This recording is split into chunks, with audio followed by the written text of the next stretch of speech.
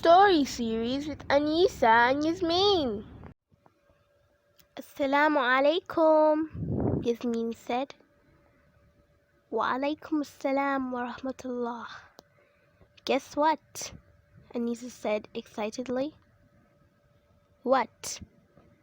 I'm going on a trip to the world's largest desert. What desert is that? The Sahara Desert, Aneesa said, suppressing her excitement. What? Really? A trip to the Sahara Desert? Actually, it's an expedition. We paid and got tickets, and guess what?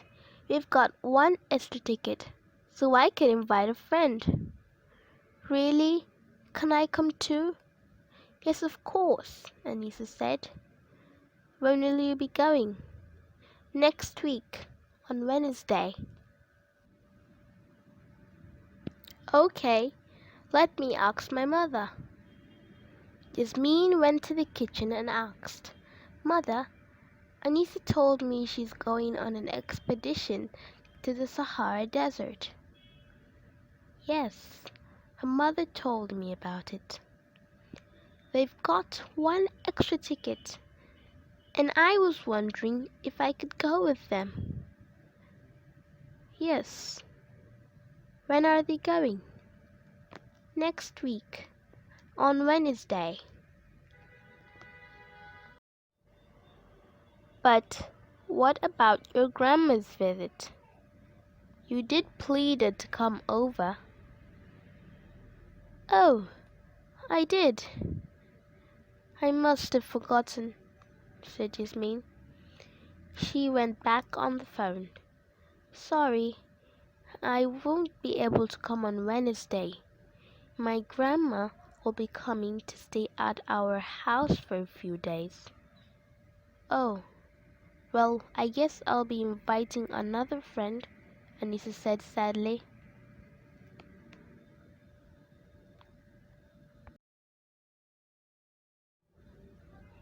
Yes, I have to go now. Ma'as-salama, said Yasmeen, and ended the call. That Wednesday, she woke up excited and cooked and baked a lot of food for her grandma's visit. To her, this would be an extra special occasion, a chance to see her grandma, not through pictures, but for real. This was something she couldn't miss. So she was busy all day, and at some point, she had to buy more groceries. On her way back, she saw the ad Aneesa told her about and sighed. I would have loved to go with her, she thought.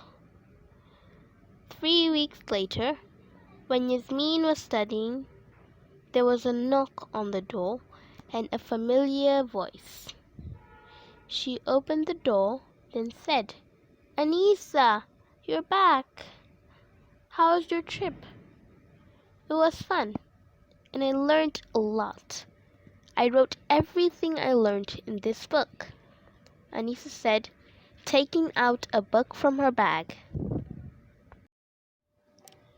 She opened the book and read, The Sahara Desert is a very big desert, covering more than 3.5 million square miles, which is equivalent to 9 million square kilometers in the northern hemisphere.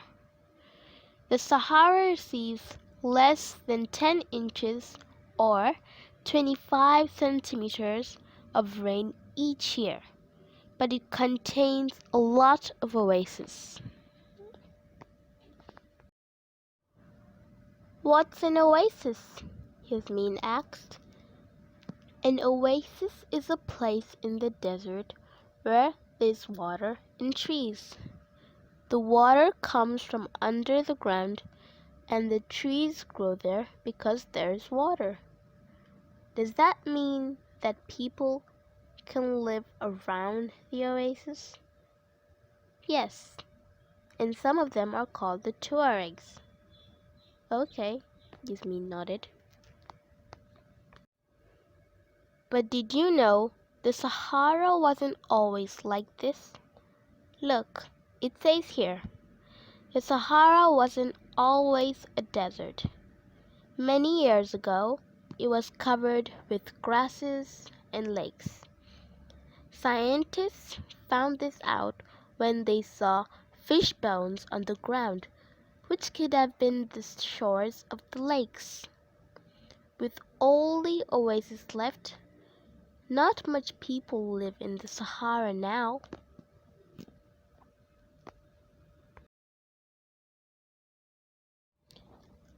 Oh, now I get why it's called a desert.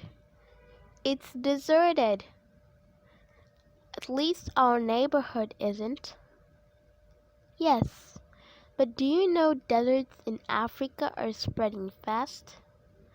The desert spreads when the people who live near it cut down too many plants and trees. One way to stop the desert spreading is to plant more trees. Well, Alhamdulillah that we still plant a lot of trees. Yes, and the trees provide shade for us. In the desert with few trees, it is very hot for us in the day, but at night it gets very cold.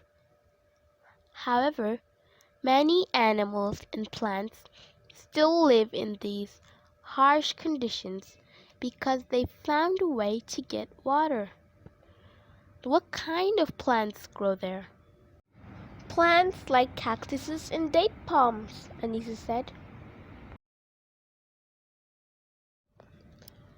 Isn't it amazing how Allah made a place as harsh as the Sahara Desert livable to these plants? I wish I could visit it, Yasmeen said. Of course you can, said Aneesa. I read in the ad that the expedition is annual, so you can go next year. Oh, that will be great, said Yasmeen. It's getting late. I should be going now, said Aneesa. Bye, the two girls chorused.